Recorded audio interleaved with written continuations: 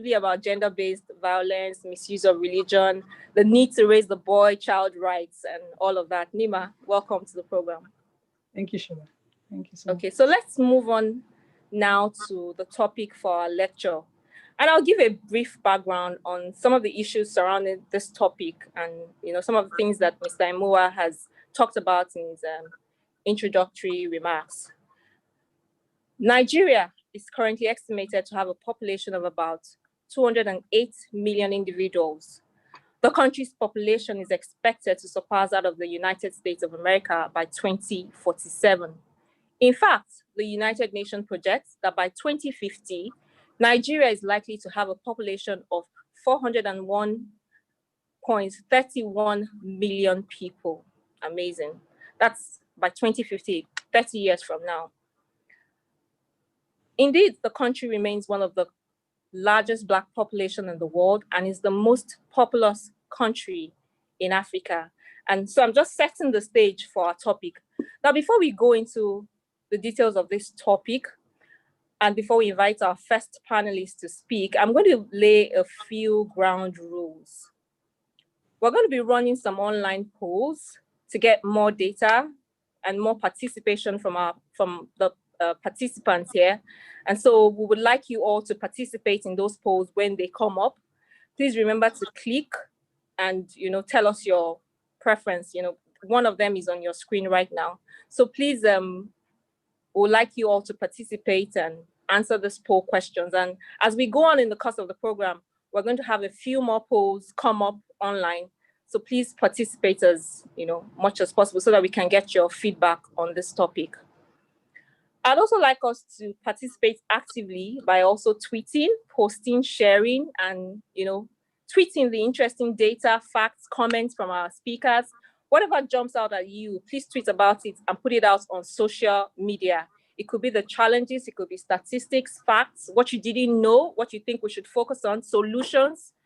Let's all agree to do that and just make this topical as much as possible. Perhaps we can use the hashtag AlexLecture, one word, AlexLecture, one word, no space. So it's easier for all of us to find this tweet and see it on social media and keep the conversation going even after this lecture. Please also send in your questions for the panelists, stating which of the panelists you want it addressed to. You can send it in the questions through the Q&A window on the Zoom task pane at the bottom of the screen. All questions will be answered after all our three panelists have spoken. So I'm going to kick off straight away with the comments of Mr. Mohammed Yahya. I'd like him to give us his perspective on population vis-a-vis available resources and the negative or positive economic impacts. He will speak to us, I believe, Alex, is it for about 20 minutes? Hello? Yes. Yes. Over to you, sir. Thank you very much. And thank you again for inviting me, and really honored to be in the same panel with such a brilliant group of people. And especially it's good to see that is a panel that is rightly dominated by women. So it's a really refreshing panel to be in. So thank you again for having me. I'm indeed honored actually to very much be invited to this annual lecture on illiteracy, migration, insecurity, and Nigeria's population time bomb. This is a timely topic. My focus will be mainly on the economic perspective of Nigeria's population growth and try to link it to the issue of illiteracy, migration, and insecurity. Before I get into the Nigerian context, allow me to give some preambles. The world population overall is growing very rapidly. From the current levels of about 7.6 billion, it estimated it will grow up to 9.7 billion by 2050, and most likely 11 billion by 200 and no 20, is it which year? I'm confusing. Sorry. So 2050 by 2050 we project 7.9 billion. Nigeria in 2050 is expected to be the 7th most populous country in the world, and then 3rd most populated country thereafter. One factor is consistent. The size of the planet is very much not growing. The population is growing, but we have one planet. And as you probably know, you've heard about this before, if we grow at the same level without any form of control, then we expect very much a world that is not only populated, but also with scarce resources, which I'll come back to that. One factor, as I said, because the planet is not growing, this means that we need to find innovative ways of increasing food security, water, energy for this growing population.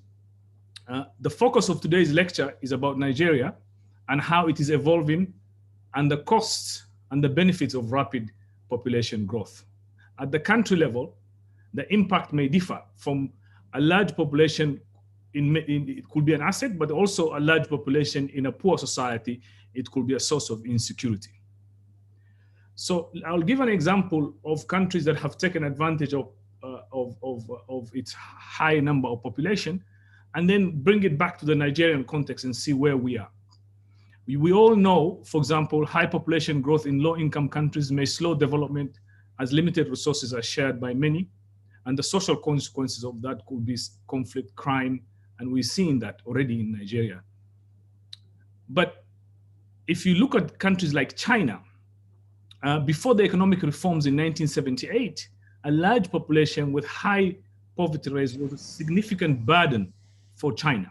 But China reformed. It introduced land reforms. It introduced better utilization of international trade. It completely restructured the organic structures of the country. And this led to a significant improvement in poverty reduction. Projection of about 400 million people removed out of poverty in 20 years. I'm sure we've all heard about this. Therefore, if population growth is effectively used with the provision of required skills and opportunity, it could become beneficial for societies. And we have seen this again in China. A large population could be an advantage of a country in terms of the sheer size of the domestic market, better division of labor, increased productivity. We have seen all these benefits occur in China since the reforms were started. But if you look at, on the flip side, if you have a large population in a developing country with limited resources, lack of incomes, lack of jobs, and not only employability, but also the lack of matching between what the market needs and what the skills of our education system, or what the kind of people we're producing in the education system, then this imposes on society an extreme social distress in terms of unhealthy population. Think about what is already happening in Nigeria, in the Northeast and other Northwest and other parts of the country around insecurity. So let me now get into the core of the subject. Nigeria's population since independence has moved from 45 million during independence to about more than 200 million today. That is an increase of about 4.5 folds in 6 decades. Nigeria's population has remained above 2.5% for almost the last half a century. So the population has been increasing 2.5% annually for the last about the last 50 years. In contrast, you look at a country like Ghana, where in the 1983, Ghana's population increase was 3%. Today is about 2% or 2.2%.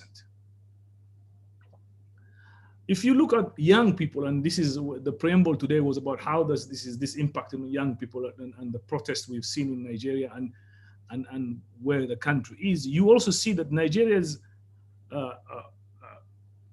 growth in terms of young people is very much rapidly increasing. So it's a population that has more than 60% under 30, and that is projected to increase and continue in the long term. So unchecked population growth has a serious implication in poor societies on socioeconomic aspects. Let me highlight a few things. One, what are those impacts of population growth in a poor country, in at least a country that is not growing to the level that it needs to grow in terms of economic terms to give people opportunity? One is that it increases high level of poverty, and we're seeing that already. With the corona impact, the government has always projected that more people will fall into poverty. What does that mean where you have more economic stress in a post-COVID environment or during COVID environment with a population growth that is not going down?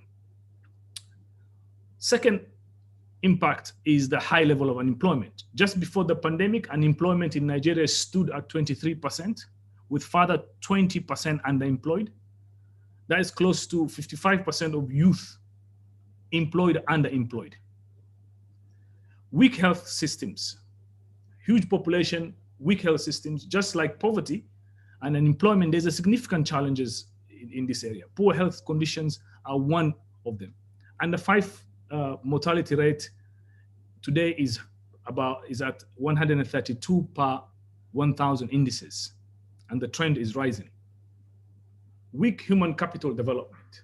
Nigeria has a moderate 9.5 years of expected schooling, while the mean years of schooling is 6.5. This implies a large portion of the student population drop out at early stage. If you look at urban-rural migration, the dual nature of Nigeria's economy, with urban areas having higher growth and higher living standards and rural areas having low growth and accompanied with low living standards, leads to a large-scale rural-urban migration. Crime and conflict. You've all seen where this is.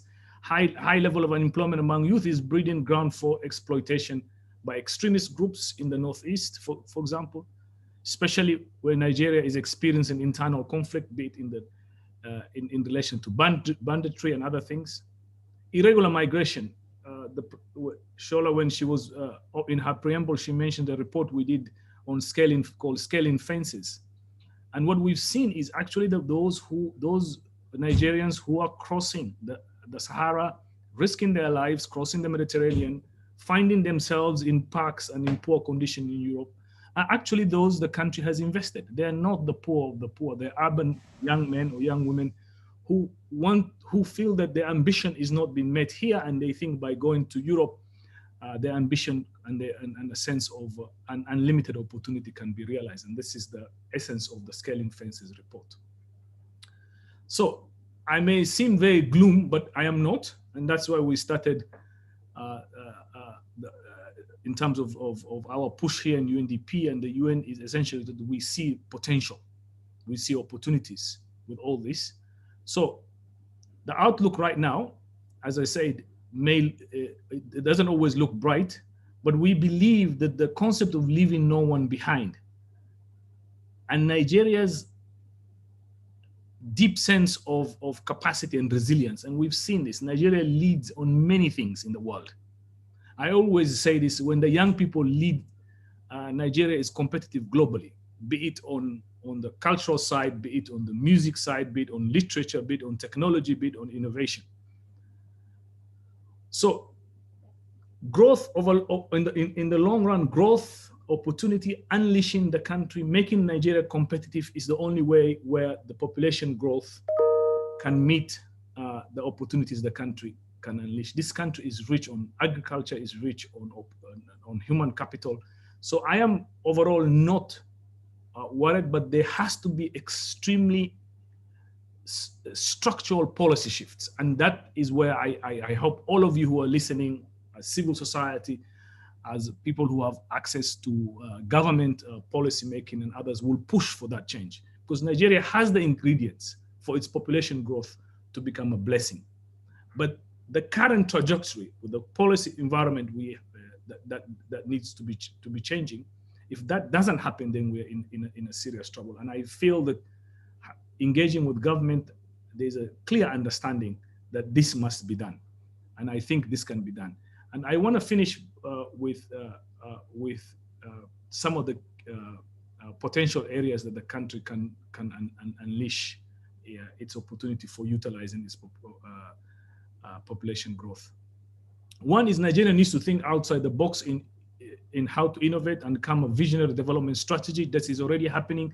The government vision 2050 is and the work that's been done is one of the areas that we are supporting, and it's something that can unleash this. Building a strong human capital base is a key to this success. Agriculture, the government has already identified that as a huge opportunity. But overall, what is really needed, in my humble opinion, as an observer, is a change in mindsets. I know that government is keen to use the pandemic as an opportunity for leapfrogging. I really think this is the best time Nigeria has ever had, because with the depression on the oil sector and the lack of easy money from oil, Nigeria has been pushed to think about how to unleash its potential, be it in urban environment and urbanization and smart cities, be it on agriculture, be it in attracting foreign investment. I will stop here and hopefully we'll have an interesting interaction. But thank you very much again for inviting me. And I hope I haven't been very gloomy.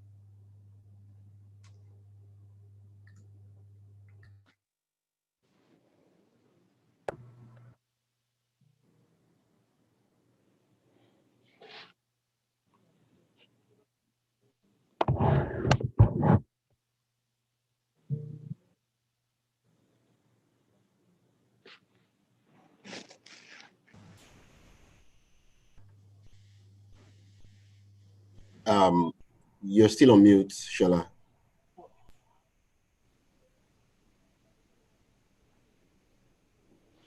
Hello? Okay, yeah, we can hear you. Thank you. Thank you. Thank you, Mr. Yaya, for that, for setting us up brilliantly with that remarks. I'm going to go on to Honorable Abike Dabiri now. Thank you very much. And I thank my brother, Mr. Yahaya, for setting the tone and painting the picture of how it is really. You asked us, was it gloomy? Yes, it was gloomy, but that is the reality that you have actually painted.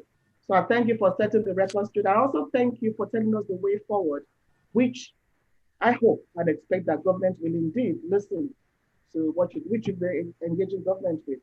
You know, just yesterday, 80 people drowned trying to cross to Europe. Now, it turns out that there are more of the French part of the world. I'm sure most of the victims will be Gambians, Senegalese, and all that, but they're Africans trying to get over to Europe. And you know, everywhere these things happen, don't be surprised that out of the number, we may still have some Nigerians. But what worries me is, why is this still happening? I remember some time ago, I personally raised an alarm about telling Nigerians, please, please, please don't go to Libya. Please, please, please don't go to Libya. So media people said to me, why are you telling them not to go to Libya? You're saying go somewhere else, but not Libya. And I said, the stories coming out of there are deadly. Then by the time it got to us, I mean, you all know what happened with Libya, and then we got the president to intervene, and then we brought back nothing less than, I think 7,000. IOM had been bringing back, but as a group, the president, you know, arranged flights. We went to Libya. I think that was one of the worst moments of my life, going into those detention centers and seeing human beings cramped like sardines. I mean, we all wept. Nobody will see those people and live with a dry eyes. And these are our brothers and sisters. I know the saddest thing about it, they are mostly women, girls. And I remember this girl, she couldn't have been more than 19. She held to us. She actually spoke Yoruba to me because those people shouldn't hear what they're saying. And she said, please, I just lost my womb. Somebody got me pregnant in this place. One of the soldiers got her pregnant. And then because she knew she was pregnant, they actually just put something that stood back. And she was bleeding when we saw her. So it's a very tragic situation. It's a very pathetic situation. And really the world must do something, but most importantly, the Nigerian government. So you'll be wondering, if about 2 years ago, we brought back almost thousands and IOM is still bringing back, why are Nigerians still crossing the desert? Now it's more difficult now to go to Europe. The stories are now from Lebanon, Oman, Saudi Arabia. I tell you, it's pathetic if you hear the stories and see them every day. Now we've been trying to bring them back. I mean, that we do from time to time without the media hearing about it, and it was worse during COVID. But the question is, why is all this happening? Now, looking at the topic of today, we're talking about migration, insecurity, illiteracy. First, I'll agree with Ambassador Yaya. I don't think it's about illiteracy, first and foremost. Most people coming back are actually highly educated, graduates, speak good English. In fact, most going are not illiterate. They are not. They are actually educated. But this layer of it's better out there, they show you a picture, you buy a house for your mother, you buy a house for your father, which turns out to be fake. So point number one is not about illiteracy, it's more about more awareness out there. But there are some people that no matter what you tell them, they have to go anyway. Their destiny is out there. So what do we do? Working with NGOs, working with you, Alex, putting this together. How do we, working with the media, how do we ensure that there's more awareness to stop more people from going? I'll tell you a personal story. My own driver saw somebody, she was selling vegetables or something, and she was talking about looking for 40,000 naira for her daughter to go abroad. And he said, can't you see what is going on? But even as a driver, he was able to educate her, and she stopped from looking for the money for her daughter. And I'm glad to see that the daughter, I got to know her today, is gainfully employed. So number one is not about illiteracy. It's more about having more awareness and more information out there. Now, population is growing, as Ambassador Yaya said. It's really nothing bad having a strong population. He has used the example of China. And I will even say even India. India has a high population rate, they have a high poverty, but I think they're also doing a lot with themselves. So there's no problem with population growing, but a population growing, but the economy is not growing. Maybe that is our own reality as Nigerians. Since COVID-19, for instance, we've been locked down. Even before then, what are we even exported as a nation? What are we producing as a nation? And yet we have a very high young population of Nigerians. I remember receiving an EU delegation. I took them to Lagos, and they were shocked at the number of young people walking the streets. Some are walking to school, some are just walking. So again, another challenge that I know that government has to deal with. The employment opportunities are not there. And even if they are there, people will still migrate. So what do we do, as Ambassador Yaya said, about this growing young population that are not doing anything? It's a challenge to government. Government does not create jobs, but government has to create the enabling environment to make jobs happen. So as we look at this, it's inevitable that jobs have to be created. Now, even if you create the jobs, some will not go, but at least create the jobs. I know somebody who came back and said he sold goods worth 10 million naira just to go to Europe, but he came back with nothing. Now he has to start all over again. So what do we do in this instance? I think it's very important for that to be looked at. And migration, we cannot stop migration, legal or illegal, whether, no matter what you do, you can't stop it, but how can you have managed migration? It's part of the conversation we're having with the IOM, with the EU, with the World Bank and other agencies. How can migration be managed? So yes, I don't have a job, but somebody in Belgium or Europe or Saudi or somewhere needs my services. How do you go legally in such a way that you can actually do the job? Philippines makes a lot of money. Philippines makes $6 billion annually from managed migration. So again, we're working with the Ministry of Labor, the House Committee on Diaspora, the Ministry of Foreign Affairs. We can have managed migration. You can go to work. Yes, there's no job in your country, but somebody needs your service out there. You can go to work without being ashamed of going to work, wherever it is you find yourself. So I think that is the key element of what we need to look into as a nation. Now, also, I've talked about the issue of literacy that Ambassador Yaya spoke about. Now, population, like I said, really shouldn't be a tragedy, but should be a blessing. But it depends on how we harness what should be a blessing. For instance, as chairman Nigerian diaspora, I'm so proud to be a Nigerian. You find Nigerians excelling everywhere in the world. Why is the same thing not happening here? Again, it's a challenge to government at all levels, and a challenge to every one of us involved in developing our country. Now, my key points again, development strategy is key, as Mr. Yaya has mentioned, human capital development. I think that is the most critical thing at this point in time. And when we develop, we should be able to build people, build infrastructure, and build capacity, particularly focusing on the younger generation of Nigerians. And I believe if we do that, we'll be able to mitigate the adverse consequences of migration. Like I said, it's really not a bad thing, but let it be managed and let it be properly done. This has to be done. And as Ambassador Yaya said, if change comes in these areas, we're making tremendous progress. So it's nothing government can run away from. And again, for Nigerians abroad who are doing great things all over the world, we are trying to also get them involved with those Nigerians that need better awareness. How can we work together, Nigerians at home and Nigerians in the diaspora, to tackle these challenges, whether it's migration, whether it's development, whether it's healthcare, education? The key thing is we need to build human capacity. It's our greatest asset. And at this point in time, we can turn it into a success story. It's not about oil, but about our people.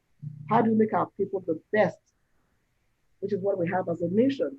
So I'll end on that note. I look forward to more conversations and end on the note that Ambassador Yaya himself has ended on, that we really need to build capacity. And also, awareness programs will help in stopping that next person who wants to go on that dangerous journey to know that no. It's not so green out there. In fact, it's red out there. And it's worse than the country that you're running away from. That is the reality. A lot of times, what you're going to is worse than what you're running away from. A lot of Nigerians are looking for hope in hopelessness.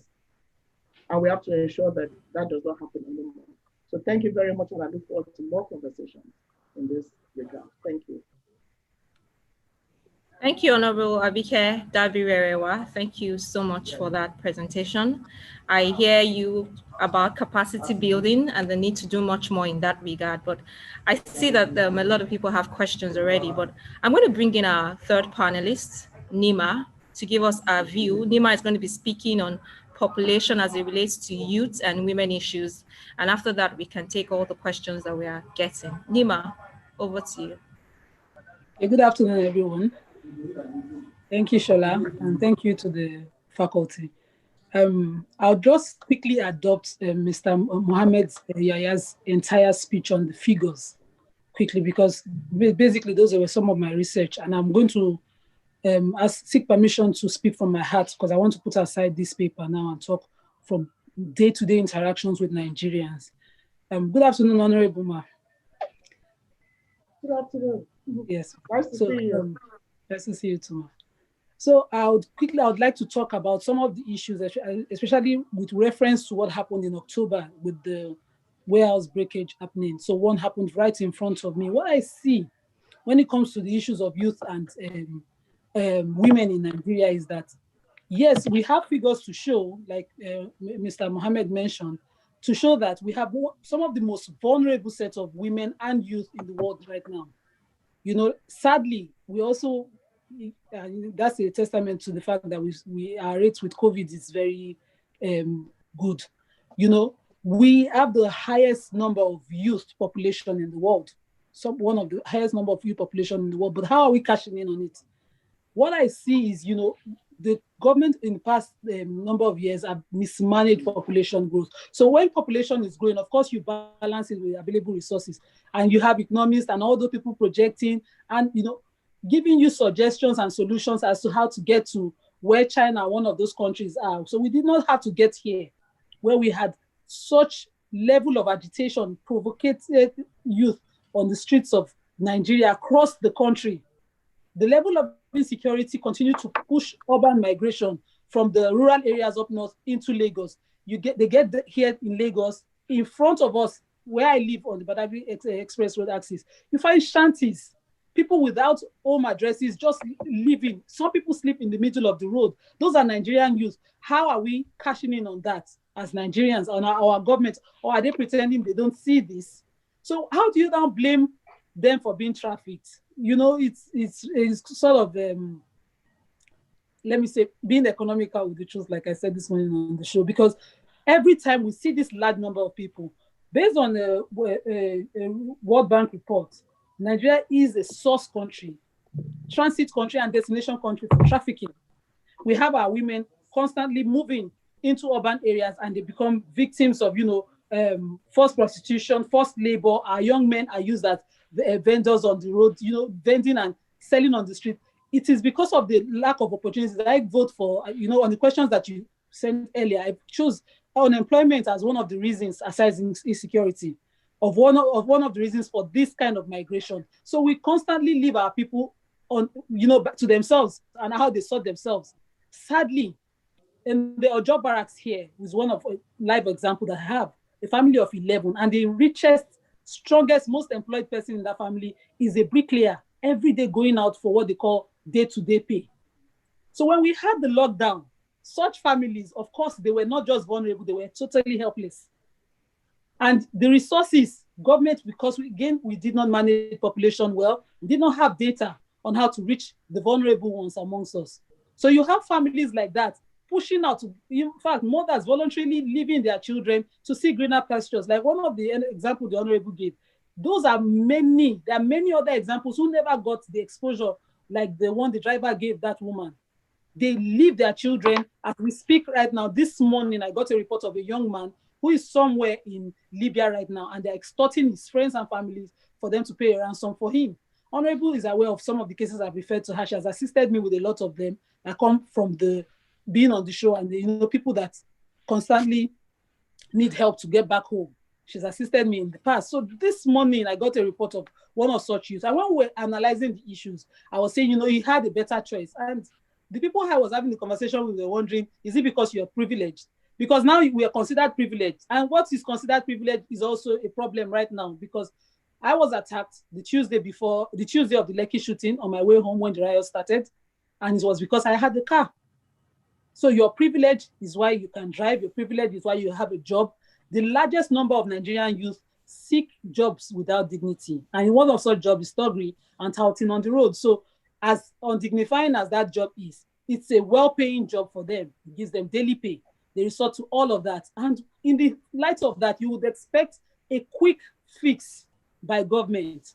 I am aware of government's, policies to empower people, not exactly to control population, because our people in Nigeria, maybe culturally, because of some of our cultural values, we shy away from population control. So the kind of solution in China is not something Nigerians will choose in the nearest future. Nigerians have a saying in Yoruba, one common follow, that kind of thing. So the whole thing about family planning is still on paper. Most people say it, but they don't practice it. Most people say it and advise it, but they don't believe in it. So you have 2 kids and they tell you, why don't you just add another one so you don't just have 2? So they don't understand why a family would stick to 2. So the general Nigerian opinion that I have tested still don't believe so much in having a limited number of children as a family. So are we exactly managing population? Is government making people aware of what they put themselves or the situation they might put their future generation if they continue to just have children the way they do? Or do we still force women to seek alternatives to having children culturally like we do now, because it's still a woman's fault if you don't have kids? So we're not exactly where we should be when it comes to government policies on population control. But yes, government is trying. We see the trader money to empower their people. We see the farmers money and all of that to encourage growth and diversify the economy. But when it comes to population control, we still don't have what we should have. The NIMC data wasn't available to share the palliatives. People who needed the palliatives, the most vulnerable in the communities, were not those who accessed the palliatives. I had to share palliatives to people. And one of the women who came to me for palliatives at the time, because I was giving out rice, I also sell rice, so let me advertise myself. I had to give up about 10 bags of rice. One of those women said they had queued up for the palliatives that were going to be distributed, and then they drove off without giving them, and that she had kids she couldn't feed. So in your small capacity as a Nigerian, maybe a privileged Nigerian, you then had to assist government. So you would wonder, is government exactly doing what they should do when we have our young girls willingly, not outside the country, and I'm not going far, willingly on Old Ojo Road in Lagos, standing at as young as they are, less than 18 young girls, choosing that option to empower their families. We leave our people vulnerable when we scare away from taking the tough decisions. One of such decisions is, of course, to put a limit to the number of kids per family, so that as we grow, we know the resources are available. If we are still relying on this, our one mono economy oil to continue without planning our population, something more worse than a time bomb is ticking. we seriously need to sit down. Government needs to sit down and talk about it. What we saw with the warehouses vandalization that happened in October, on October 20, is beyond description. I saw physically the Monkey Village example. I saw my neighbor take food from that warehouse into her house over 10 times. She kept going on a bike. I thought I called her a thief and I accused her of feeding her children something that is forbidden, because culturally I won't feed my children such a thing. But then I went back to sleep that night and said, okay, what if she didn't have the options that I have? And then the very next day, in front of me, a warehouse was vandalized in my estate. And people did not steal food. They didn't have food. They stole cookers. So we've dehumanized our people such that the values that Africans are known of, that we don't even project as much as possible, are being sacrificed and compromised by the same people who should be promoting them. Heads of families resorting to stealing to feed their children. Such helplessness. We really, really need to sit down and give our people, dignity in life. We need to decide government has to be deliberate about this. We can't continue to say at the hospitals, just advise the women, there's family planning measures. Do you want to take it? If we want to make it optional, good. But it will also be good to describe this difficulty that we have with the limited resources that we have to people constantly on media, everywhere. Explain to them why you can't have a family of 10 because your neighbor that has another family of 10. Both of you are overstretching the limited resources that we have. Like Mr. Yaya said, the world is not growing any larger than it is. It's still the same world, but the numbers keep increasing. And these numbers need to feed. And on the limited number of food resources that we have and opportunities that we have, we cannot even talk about all the other reasons why people are pushed into such vulnerabilities in Nigeria: insecurity, corruption, globalization, and a lot of gender inequality, because we have some genders more educated than others. So people don't even have the choices to make. I'm sorry that I had to rant like I am doing now, but the situation is worse when you sit one-on-one with people and experience what people feel. I don't live in a posh area of Lagos. In Satellite Town where I live, I see a lot of poor people. I have to assist some, and all the time I'm burdening people that I know, especially honorable, to assist people back to the country, on people who have voluntarily sold their properties and tried to seek greener pastures out there because they have mouths to feed. So we need to have this tough conversation, and we need to be deliberate about what we're doing about family planning and population control in Nigeria. Government must. And one of the reasons I believe they shy from this is because some heads are more equal than others. So a rich man would decide, okay, I must have this number of children. I can cater for them from my pocket. But if the taxes were fair, he would know to work on that excess that he has. So please, may I just stop here before I continue ranting? If I can go back to my paper, anyways, it will be good. Thank you. Thank you so much, Nima. Thank you for speaking passionately and from the heart. It was interesting listening to you. I missed a lot of Mr. Yaya's presentation, but I see that there are a lot of questions for him already, and hopefully I'll be able to catch up. So question for you, Mr. Yaya. With the drive towards the use of technology, digitalization, and the IoT, how can we ensure that our youth can be gainfully employed? Thanks. The technology is a very tricky issue, because on one hand, it creates a lot of opportunities for young people, and we're seeing this in Nigeria already. Startup companies. I was in Lagos with Impact Hub here in Abuja. There's so many hubs. I spoke to hubs in young people starting technology hubs in the north and in different parts of the country. So that is brilliant, and that is an important development. And as I said, one thing about Nigeria is its youthful population are also the most enterprising I've ever seen. And I've worked in 7 countries. I've never seen more enterprising. And I'm talking, we Africans normally tend to compare ourselves with the rest of Africa, but Nigeria's competitiveness in its young people, it's global level. So it's not only an Africa level. Having said that, technology and innovation, all those, will not employ the 600,000 young people entering the job market who finish universities every year. the thousands of others who are being born into extreme poverty and illiteracy, and that exists in many parts of this country. I mean, one of the issues I got passionate about is this Al-Majri situation, where you have tons of kids every year pumped into the Nigerian social fabric with very little skills or literacy. So that is where the big push needs to be done. The technology aspect is going to create more opportunities, will make Nigeria more competitive. It will increase the GDP. But I don't see that. It's what Nigeria needs is huge manufacturing base, huge opportunities to employ people in large numbers, because the scale is just too big. I'll just stop here. Thanks. Another question that I want you to quickly speak to before I move to Honorable Abike Dabiri is this one that you talked about. You mentioned that a large population with mineral resources is likely to be problematic. So what does Nigeria need to do? Is controlling population boom a viable option? What do you think? Yeah, I always think natural population growth, population control comes with development. The more a society is educated, the more the woman has an opportunity to make choices that she wants in terms of her health in her family. That creates a much more smaller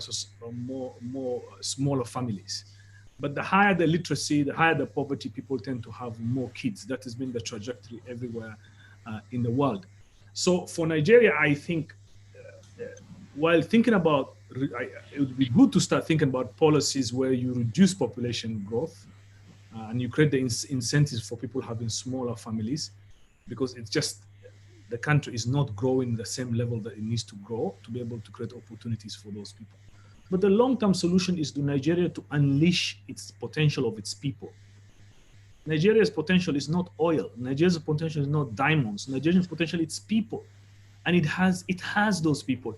Unleashing them will be the solution. And that, I am sure, will create the kind of 10, 11, 12% GDP growth you need to see to create opportunities. I met a lot of young people who tell me the policy environment for startups is a nightmare. To get a business startup in this country is a headache. To have internet penetration where you have to pay a lot of states to, it's a lot of complex policy environment that needs to be solved for a country such as this to unleash its people. So for me, I call myself Niger optimist because I see in the individual Nigerians the ingenuity and the opportunity. And I just think the policies and opportunities need to catch up with that. Thank you. Thank you very much. I like that optimism that you brought in. Honorable Abike Dabiri, I'm coming to you now with this question from one of our participants. What is the percentage of our unemployed people that have been able to benefit from the government-sponsored youth employment and skills acquisition schemes? Is that something that you can tell us?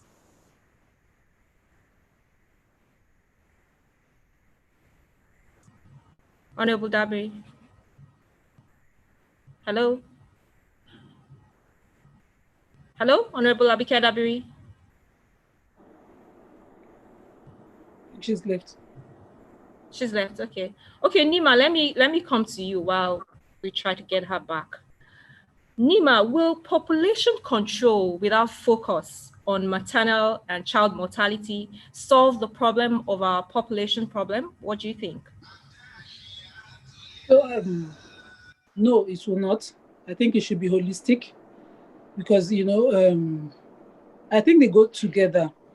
Now, population control for me is also about managing the kind of life or the kind of jobs that we give out. Mr. Mohammed mentioned that, Nigeria has a high level of available labor because of the high level of our youth, high population of high numbers of Nigerians in the youth category. And that is true. But one of the things we see is the abuses within the private sector of our own youth. So we invite foreign investors. Yes, we do that a lot. And then we don't follow up on how they are treated by the workers. So when we talk about slavery outside the country, we forget that there's slavery actually happening here. We need to give our youth the quality of life that, gives them the option of turning down a need to be trafficked or the need to fall victim to traffickers.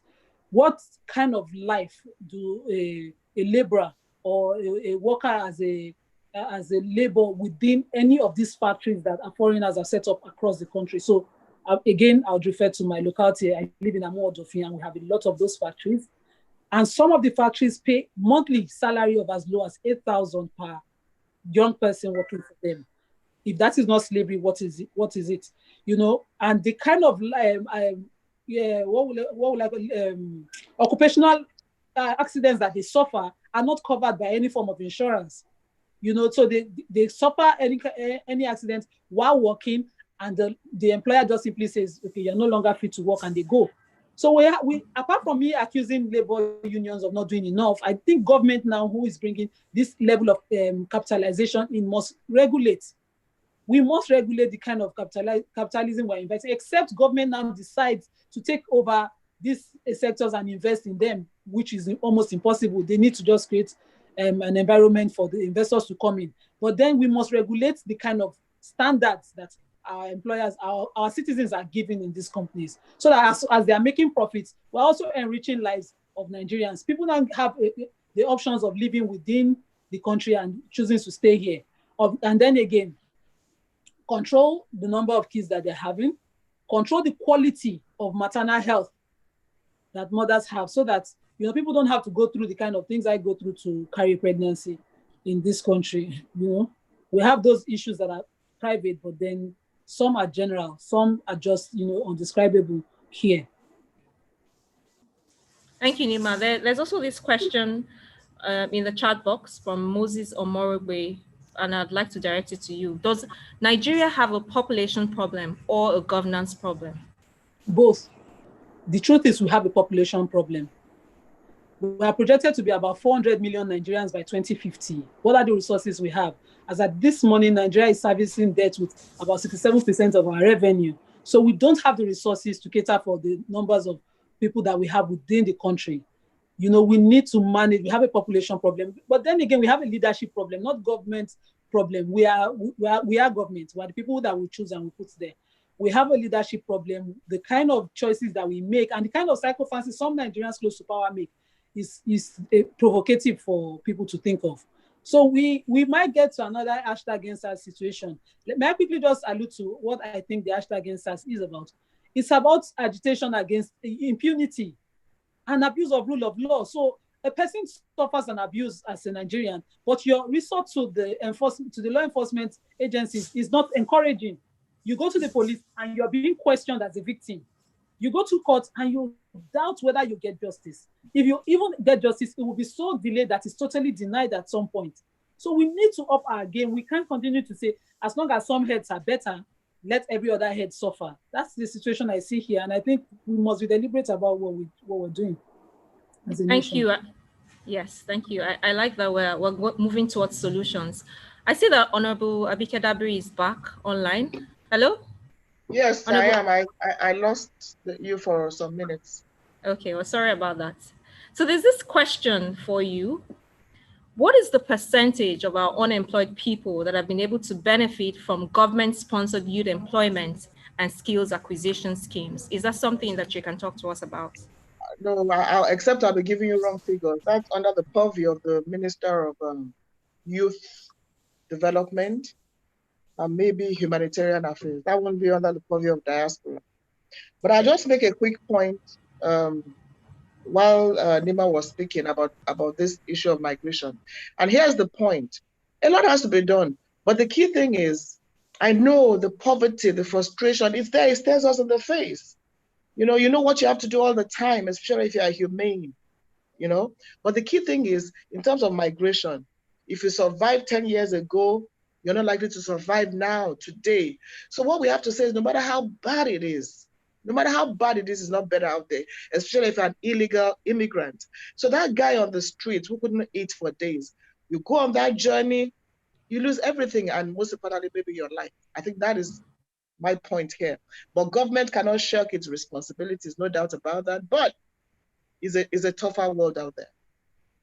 I hear you, Ma, because I also have this question, which someone posed to you, that The large number of unemployed people, which you've also alluded to, the large number of unemployed or underemployed young people, is it not an indication that government is not producing a conducive environment for our population? Government definitely has to do more. There's no debate about that. But then again,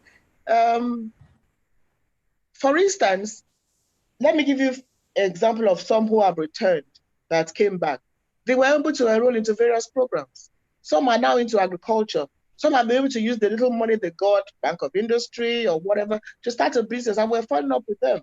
So if we all in a little corner do something, I'm sure the world will be a better place to live in. So government definitely has to do more. There's no doubt about that. Now, government is emphasizing on non-oil. We know that oil cannot be relied again. There are opportunities in agriculture. 75 billion naira fund has been given out to the youth. I want to encourage youth. There's a disconnect between government and the government. You're going to say, oh, we don't believe them, but try it. I recently trained 200 people in my constituency. They are now getting jobs. So try those opportunities. They are online. Give government the benefit of the doubt. Look at these opportunities and see what can be done with it. And even private individuals, everybody can do something. It's not about government creating jobs, but the right environment needs to be there. I agree with you absolutely. So government cannot shy away from its responsibilities. I want to read out one of the comments that we have from Mr. Lighton Esegbe. He says the external migration may be due to unemployment, but the internal migration is the greatest source of insecurity. Honorable Abike Dabiri, do you agree? That's internal migration, walking around within Nigeria. Yes. I don't know what that it is the greatest source of insecurity.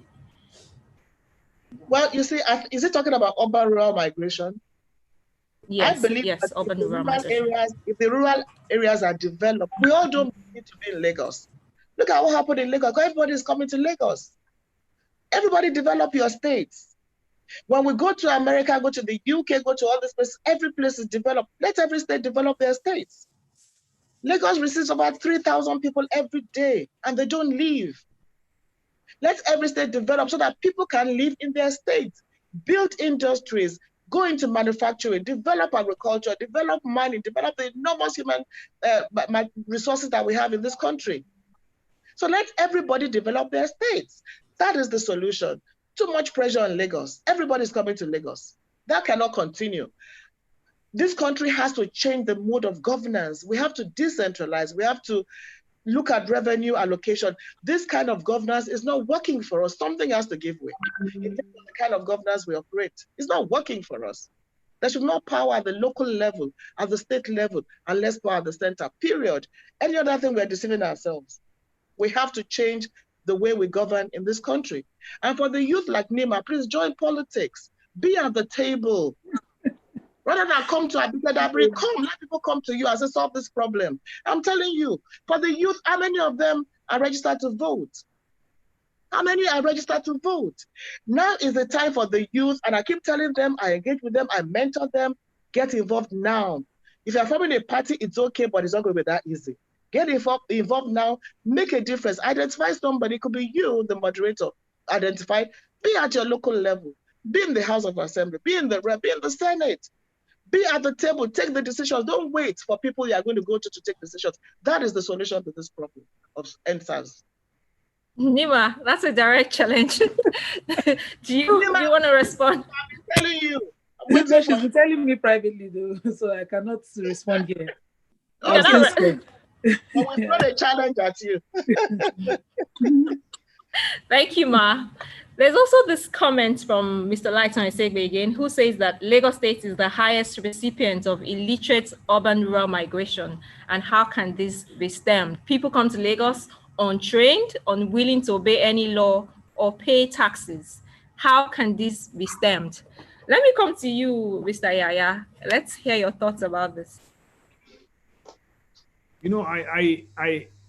I agree with Honorable Abike that it's first, I think managing migration, it's never a good idea because people move and they move to where they feel opportunity exists. I think the role of government, and one of the things is when we talk about government, people always think about federal government. We talk about state governments, LGA level, private sector. Everybody has to create opportunity everywhere else. Do you know one of the things that I always tell young people and those who are really looking for opportunity everywhere is to always know that Nigeria's economy is about $500 billion, roughly 150 billion. But your tax, your budget, GDP to your budget is about 6%.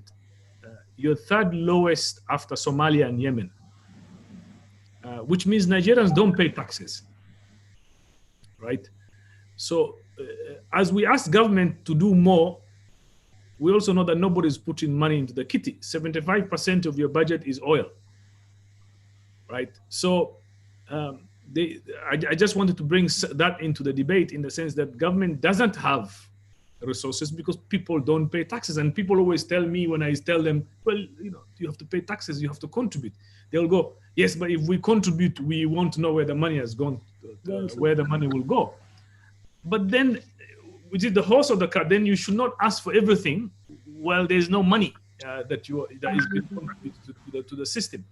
But going back to the migration issue, I really think there's two types of, I mean, the rural-urban migration is the first step before leaving the country, essentially. So what happens is, if we look at the data, people who've left rural areas go to Lagos, and the governor was telling me 200 a day moving into Lagos. And then the second generation, others find no opportunity in Lagos and they leave the country.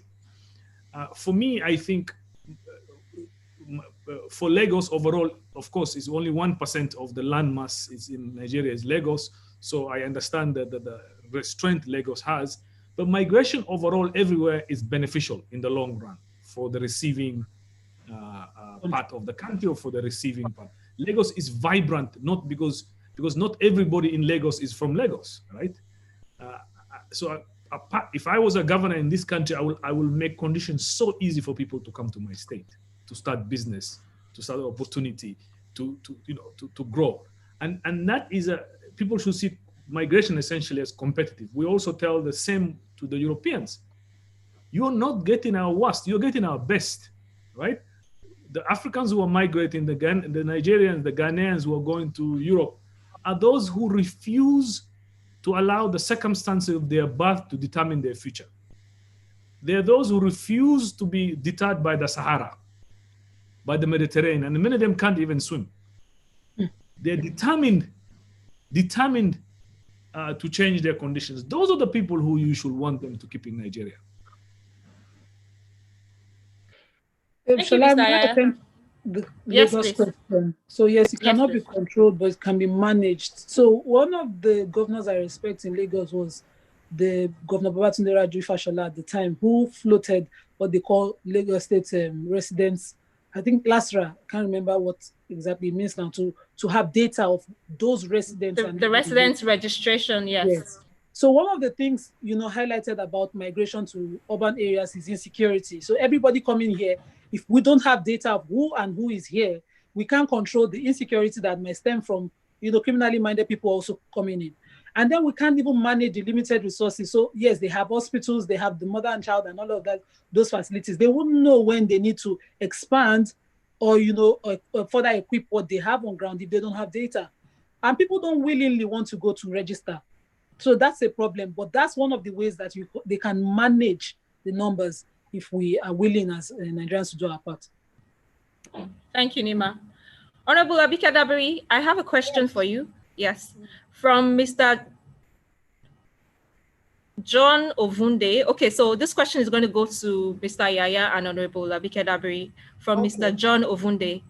If a viable economy is sufficient to tackle the effects of a rising population, as you and Mr. Yaya suggested, why then is China still making laws that check populations such as the 1-2 child rule?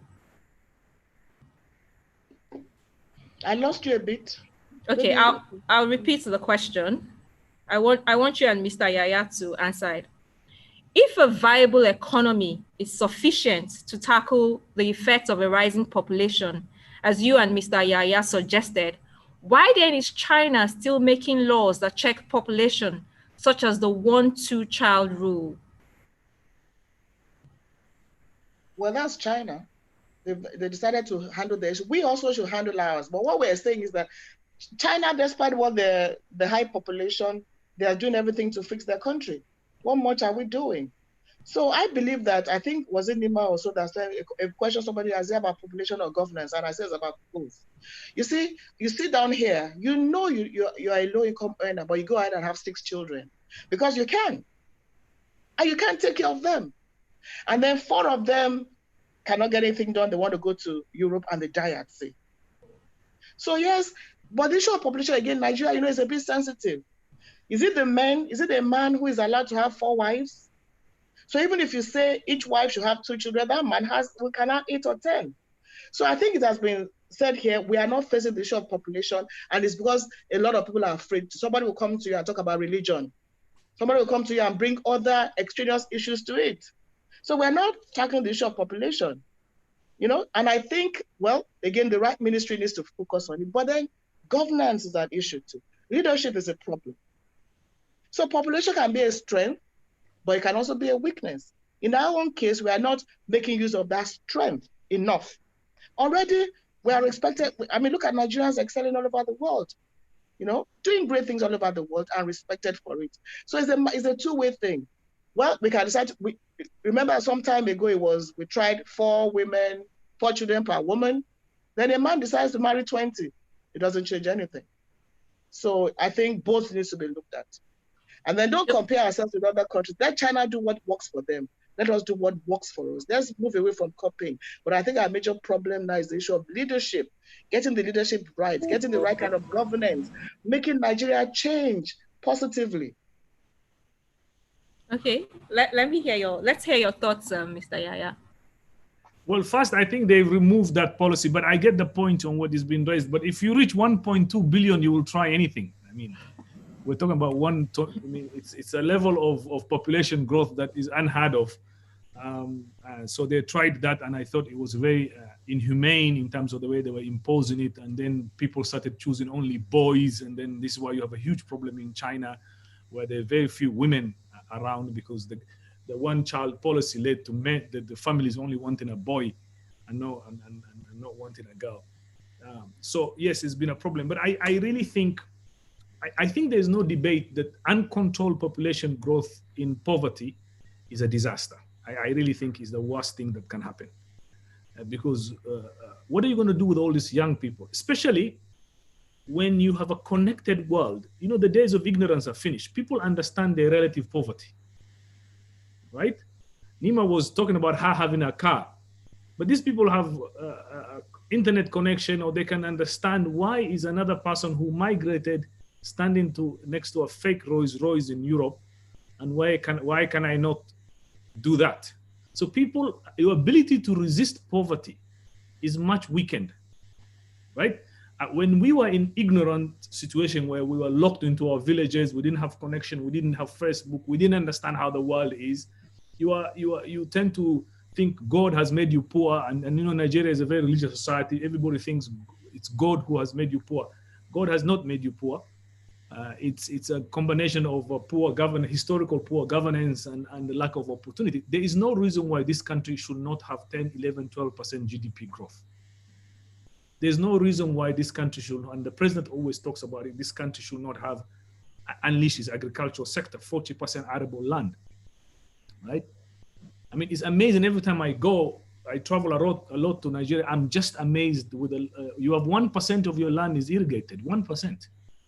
You could be feeding the entire continent if your land was well managed and you had a huge farming opportunity.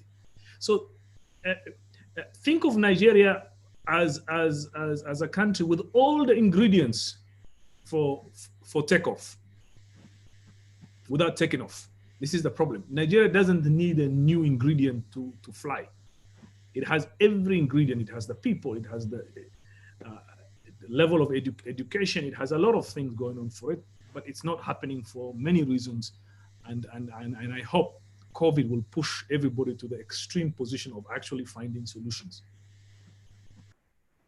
Just so we're clear about your thoughts, has the time come for Nigeria to check her population growth, and how? Yes, I mean, I think population growth in a 1.2% growth, economic growth, is not viable, right? So I think Honorable Abike mentioned the entire issue of culture. Nigeria has to, government and those in authority, not only government, civil society, leaders, lawyers, bar associations, everybody needs to get into the business of instilling a new set of values.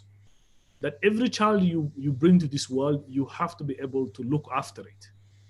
Nobody's telling you how many kids you should have, but if you can't look after them, if you're going to give it up to a religious school to look after, like this Al-Majri business, where kids have already been given. I mean, I went up there and it's just unbelievable where you see mothers giving up their children to religious leaders who then end up being abused, and you've seen the cases in Kaduna and other parts of the country. So it's not viable. So there has to be a level of engagement and changing of value systems where people have to be able to take responsibilities of the life they bring to this world. Otherwise, it's a road to an instability that we haven't seen anything like it. I really think is not sustainable, this level of unemployment, lack of opportunity, and an explosion of population. And I think government realizes this. So who do you think has a responsibility for championing this? Who should be at the forefront of driving this so that we can have change? Everybody. I mean, I don't think it's only government has a number one responsibility, but it's not only government.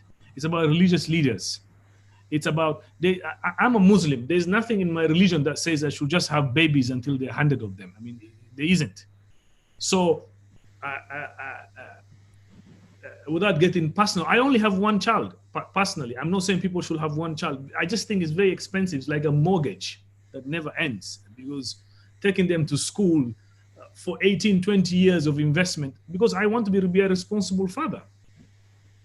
I'm thinking, but then I'm only reaching those conclusions because I had the fortune of being educated. So education seems to be the basis. And I really think the value system that says you just breed and have kids, and then you can't look after them, and then you send them to the streets to beg, or they migrate to different parts of the country, and they're exposed, they're abused, they're taken advantage, they're trafficked. That is not a solution. So all of us, I think we have a responsibility, and especially civil society leaders,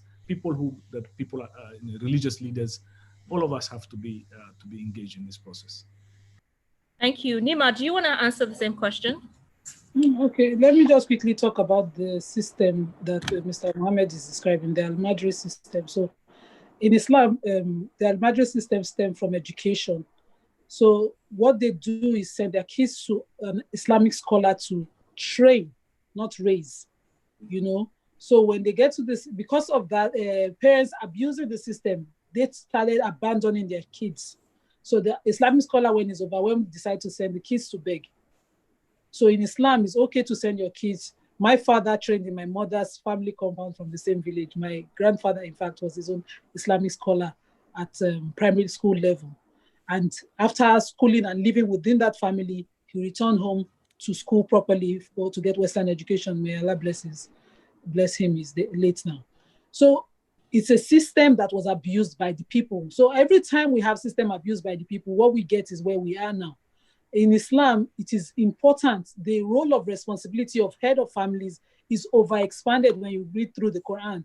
So as a man, the decision to marry 4 wives and proliferate children everywhere is not Islamic, because you have to have children you must be able to take care of. And the more you're expanding your family, the more you expand your responsibility, and you'll be accountable for the abandonment of those children in the hereafter in front of God. So that's the religion itself. But we have the abuses happening. So what I would suggest is work on the Islamic scholars now, who sort of inherited this misinformation of the religion and continue to disseminate it to upcoming Muslims without properly educating them on the stance of Islam. So we look at the roots of our religion, which is in Saudi Arabia, and wonder why they have such regulations that they have and we don't.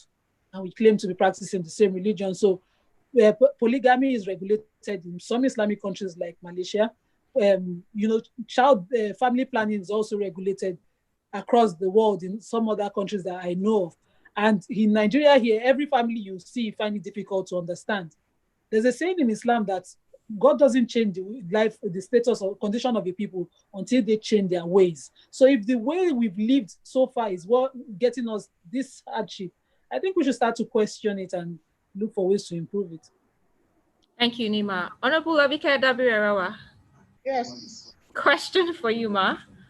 Will government ever escalate the supply side solution of birth control to the level of national discourse, or will political correctness recommend silence on the very root of what has been predicted to be our fate in 2050? Do you understand the question, Ma? I do, but it's not in my, I can only give a personal opinion. I can't, because it's not my field, so I don't go into what's not my field. So I can't take a position on that. I can give my personal opinion, which I think I've given, but it's not, I can't speak for government in that regard, because I'm not the Minister of Women Affairs or Humanitarian Affairs. Somebody wanted me to ask you that, and also ask Dr. Yaya, Mr. Yaya too.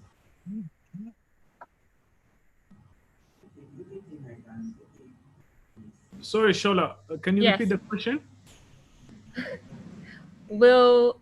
Question for Mr. Yaya, yes. Will government ever escalate the supply side solution of birth control? Do you think that it should, to the level of national discourse? Or will political correctness recommend silence on the issue, which has been predicted to be our fate in 2050? I started by saying, I think sometimes one thing I've seen is we tend to, and there's a problem everywhere, we tend to think everything is government job. Really, we are individuals, we influence more, individuals influence their societies, their household than government will ever influence.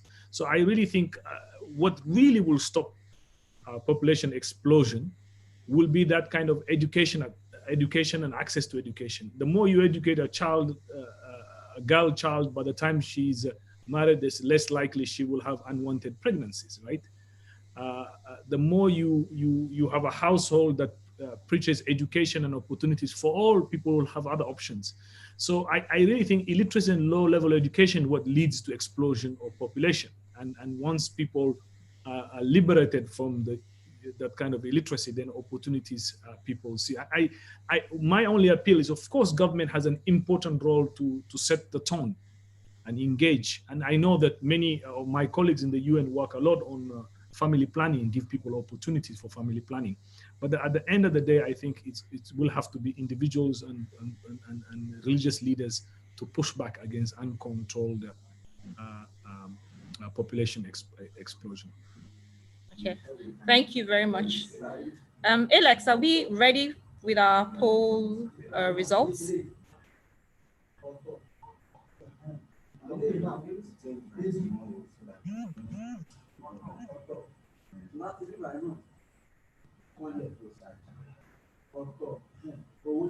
Okay, so we have the poll results on the screen.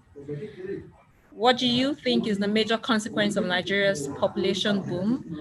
And 32% have gone for illiteracy, 28% insecurity, 24% high unemployment margins, 10% food scarcity and inflation of prices of food, 6% migration to other countries. Honorable Abike Dabiri, does the poll results surprise you? You see, I'm on my phone, so it's a bit. Just give me a minute. I heard what you said, but let me look at it. Does the poll results surprise me? What do you think is the major cause of Nigeria's population boom? Insecurity. So the largest is insecurity. The largest is illiteracy, 32%. Yes. Yeah, but according to scaling fences, it's not actually illiteracy. It's not actually illiteracy. I think I would go for more of search of greener pastures. So, but we'll take your poll as that. Maybe that's, but I will go for high unemployment margins and not illiteracy. Okay. Maybe illiteracy could mean better awareness. I think that is what that illiteracy I think stands for. Okay. Lack of awareness is probably what they mean by illiteracy, but it doesn't mean you can't read and write, but you are ignorant. I think I'll change illiteracy to ignorance. So if it's ignorance, yes, I'll take ignorance. And then closely followed by insecurity. I support that.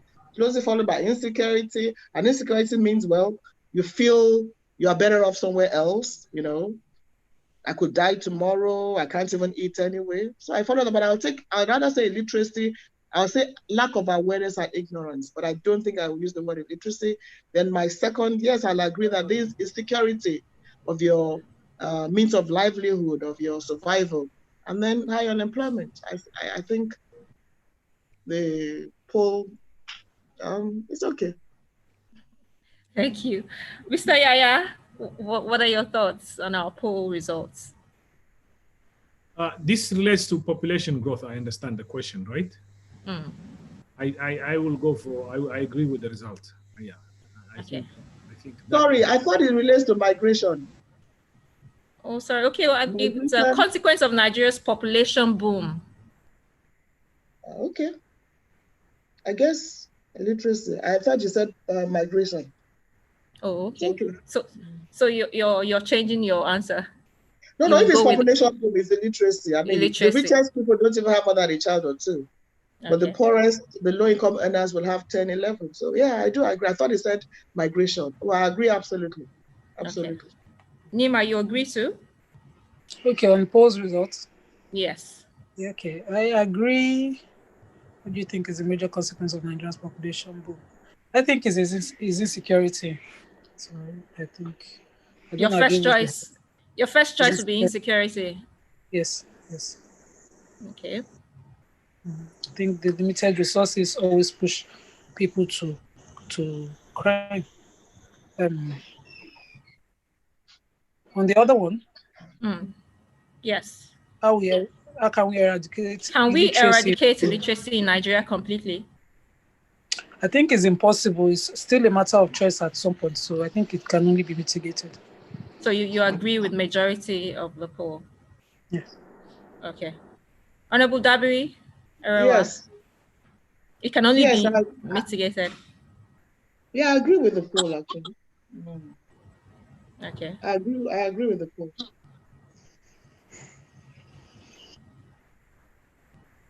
Can we have the next poll results? Mr. Yaya, in your opinion, which of these factors cause insecurity in Nigeria?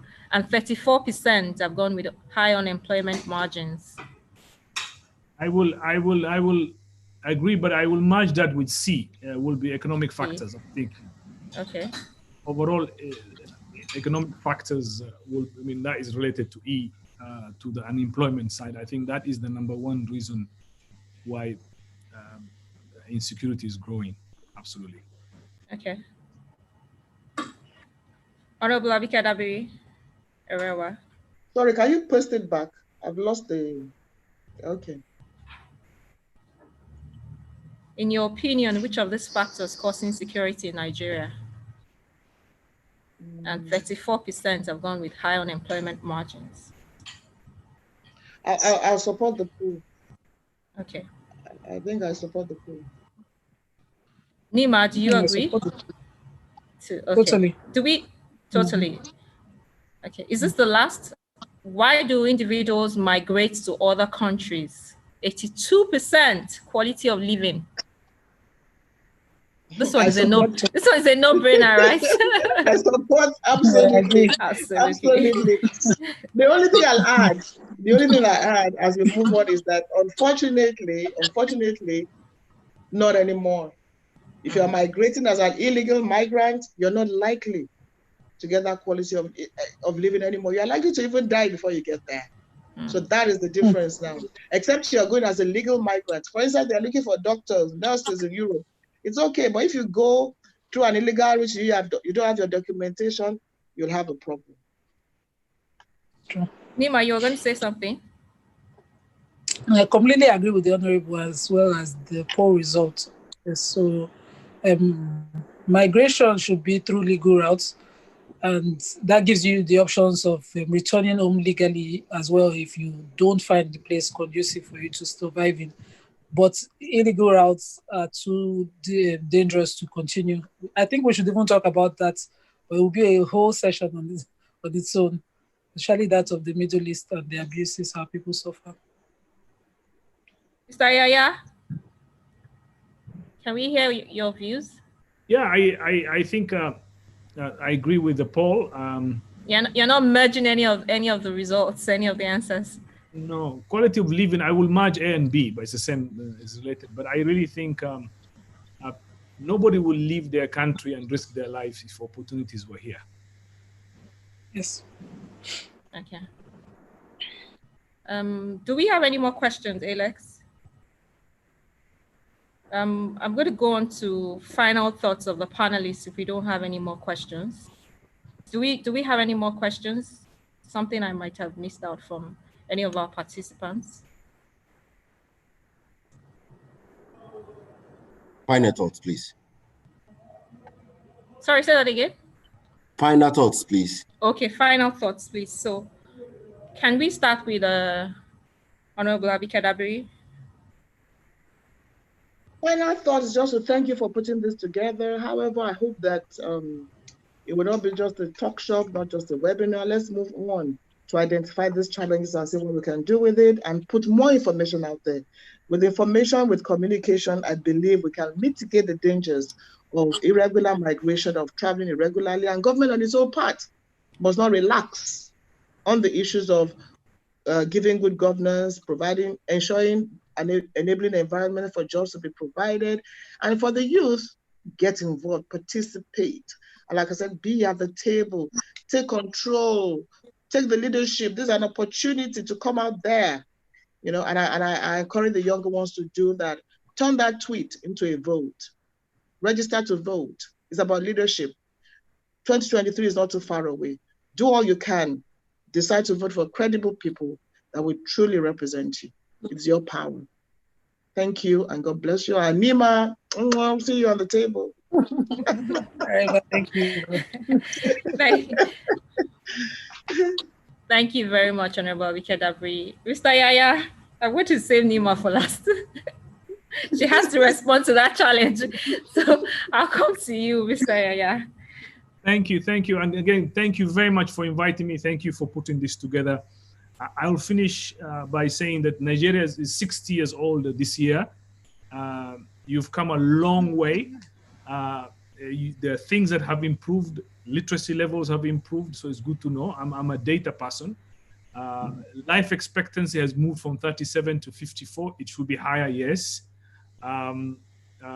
Nigeria has produced the most dynamic soft power, competing only next to the United States in terms of Nigeria's influence. Nigeria's literary capacity is innovation. So many good things have happened, right? However, the country is not where it should be. Nigeria's promise is not there. So my only part in finishing this is that it's just a matter of time. What do they say? When the light, in terms of before the dawn comes, you go through this period of darkness. People sometimes feel that you will never get out of where you are, and I think you will. And this country has a bright future. I call Nigeria the pilot of the African plane.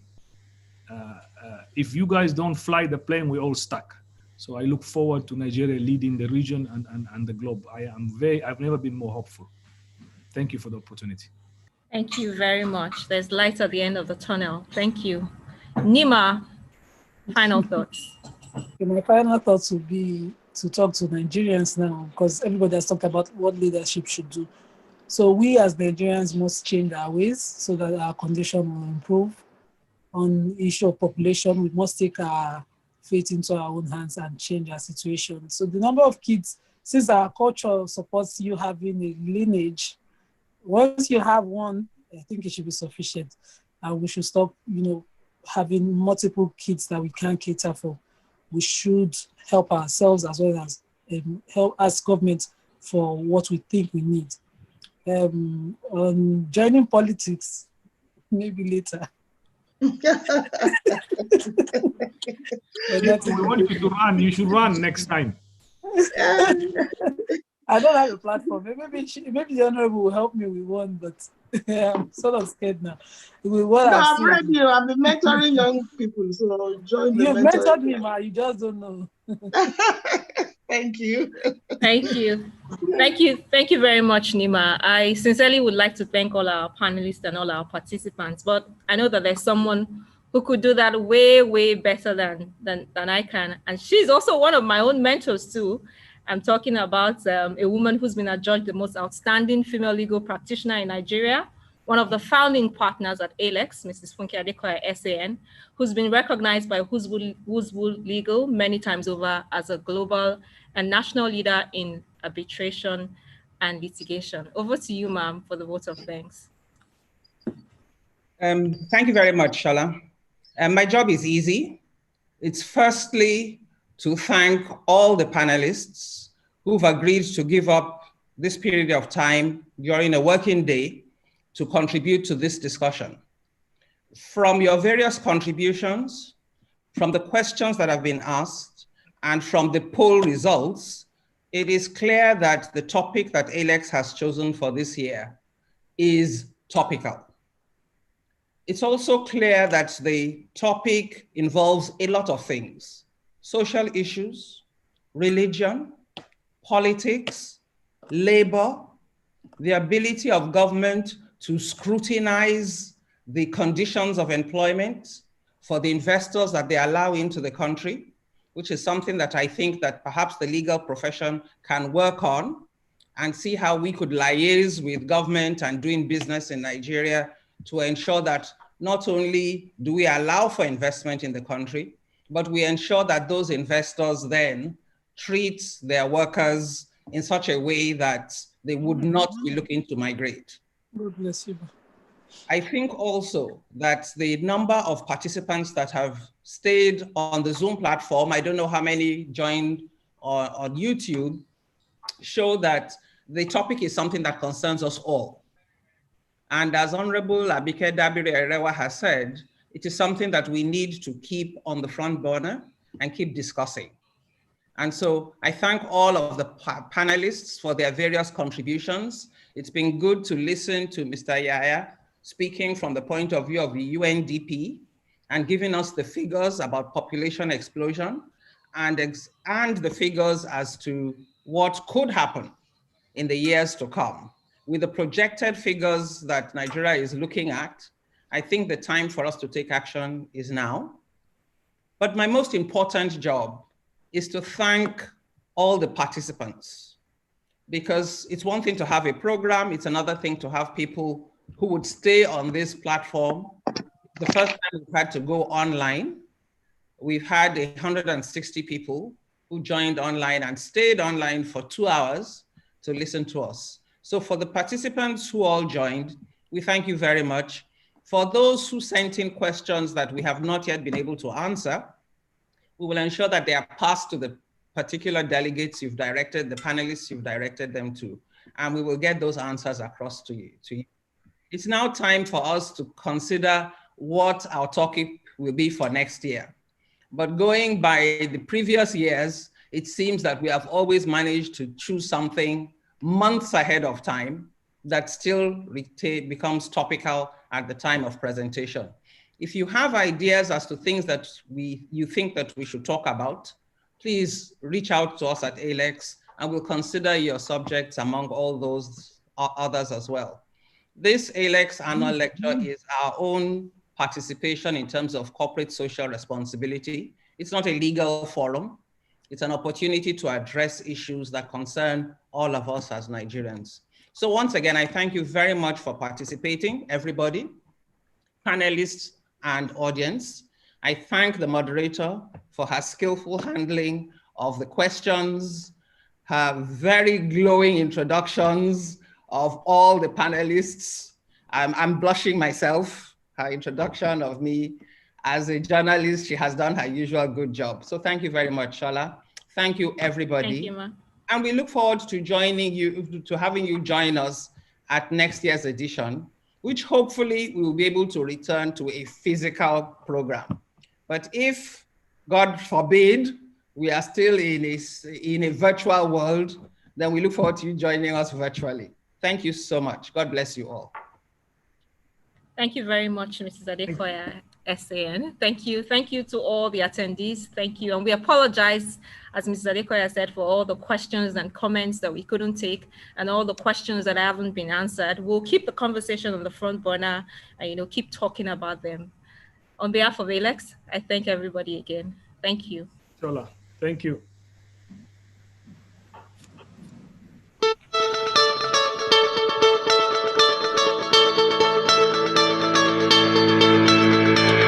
Alex is a full-service commercial and dispute resolution law firm.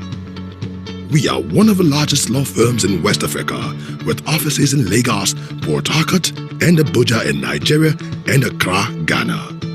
We merge local expertise and presence and political and industry-wide connections with an appreciation of global standards. According to Chambers Global 2019, Alex clients emphasize that their services are very good, as their grasp of the issues and understanding of the law, as well as the manner in which they apply the law.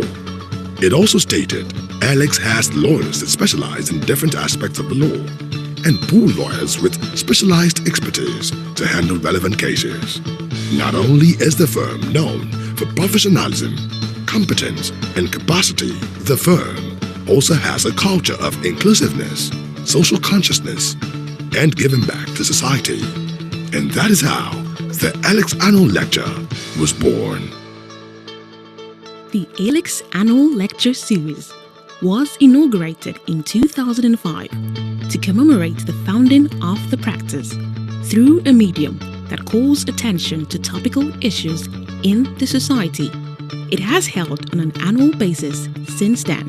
The lecture draws from the experience of thought leaders in government, education, business, and economics, speaking to carefully selected topics, covering contemporary issues relevant to the legal and business world. The primary objective is to spark and steer conversations relating to topical issues that can stimulate positive changes in Nigeria and Africa's economic, educational, political, and social circumstances. The inaugural lecture in 2005 was delivered by Professor Don Wells, Chairman, International Law Institute, Washington, D.C., USA. He spoke on the regulator in a deregulated economy. The 2020 lecture tagged Illiteracy, Migration, and Insecurity, Nigeria's Population Time Bomb, is the 14th in our annual lecture series. Previous lectures include 2006, Competition Policy as an Engine for Economic Growth. Speaker, Professor Frederick Jenny, Judge, French Supreme Court. Chairman, Committee on Competition, Law and Policy, OECD, Paris, France. 2007, Corporate Governance, Who Profits? Speaker, Judge Mervyn King, SC. Chairman, King Committee on Corporate Governance, South Africa. 2008, Freedom of Information, Balancing the Public's Right to Know Against the Individual's Right to Privacy. Speaker, Mr. Dele Olojede. Chairman, Timbuktu Media and Pulitzer Prize winner for 2005. 2009, How Ghana Kept the Lights On. Speakers, Dr. Kwabena Donkor, the Honorable Deputy Minister of Energy, Republic of Ghana. 2010, Taxation Without Representation. Speaker, Dr. Kalu Idika Kalu, OFR. Chairman, BGL PLC, and former Minister of Finance, Federal Republic of Nigeria. 2011, Corruption, the Thief in Broad Daylight. Speaker, Mr. John Githongo, former Permanent Secretary for Governance and Ethics, Office of the President of Kenya. 2012, This House Must Not Fall, Constitutional Reform and the People's Will. Speaker, Dr. Ali A. Masri, and Albert Schweitzer, Professor in the Humanities and Director of the Institute of Global Cultural Studies, Binghamton University, New York, and former Distinguished Research Professor, University of Jos, Nigeria. 2013, In God's Name, Politics, Religion, and Economic Development, Speaker, Professor Timothy S. Shah, an Associate Director of the Religious Freedom Project at the Berkeley Center for Religion, Peace, and World Affairs, and Visiting Assistant Professor in the Government Department, Georgetown University, USA. 2014, we celebrated our 10th anniversary with a dinner on the 19th November 2014 at Oriental Hall, Victoria Island, Lagos, Nigeria. 2015, Politics, Democracy, and Ethnicity. Speaker, Professor Balaji Akinyemi, former Minister of External Affairs. The format of the lecture changed from 2016 when we introduced panel discussions. The theme for that year was Making States Work. It was moderated by Mr. Donald Duke, CON, former governor of Cross River State. The discussants were Mr. Peter Obi, CON, former governor of Anambra State, Mr. Aiboje Aimokwede, CON, president of the Council Nigeria Stock Exchange, Mr. Isaac Babatunde, executive director, corporate and sub-sovereign ratings, Augusto & Co., and Professor Chidi Odinkalu, Africa Program of the Open Society Justice Initiative. In 2017, we focused on education with the theme Schooling Without Learning. Professor Ibidapo Obi, former Vice Chancellor, University of Lagos, was guest lecturer with Chief Folake Sholanke San, the first female senior advocate of Nigeria, as chairperson. The discussants were Dr. Adamu Jatao Noma, Executive Director, FCT, Universal Basic Education Board, Professor Tunde Fatunde, Professor of Francophone Studies, Lagos State University, Mrs. Adora Ojo, former Principal, International School of Lagos, and Miss Swanta Blessing Bonat, Principal, Kataf Youth Academy, Kaduna. ALEX 2019 lecture has as theme Strong Men versus Strong Institutions, Strengthening Democracy in Africa, and was delivered by Professor P.L.O. Lumumba, Associate Professor of Public Law and former Director and Chief Executive Officer of the Kenya School of Law. Honorable Justice Aloma Miriam Mukhtar, CON, CFR, GCON, former Chief Justice of Nigeria, chaired the occasion. The discussants were Dr. Joe Abba, former DAI Country Director for Nigeria and former Director General of the Bureau for Public Services Reforms, and Mr. Fola Arthur Wore, former Executive Secretary and Chief Executive Officer of the Lagos State Security Trust Fund, LSSTF. Please sit back and enjoy this robust